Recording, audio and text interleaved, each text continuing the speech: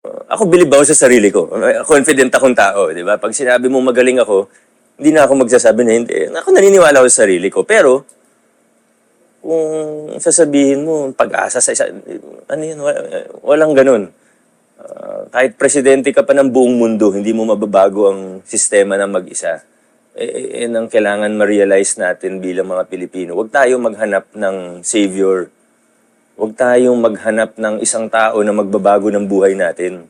Tayo, kumilos tayo kung nasan tayo ngayon. Mayor ka, gawin mo kung anong pwede mong gawin.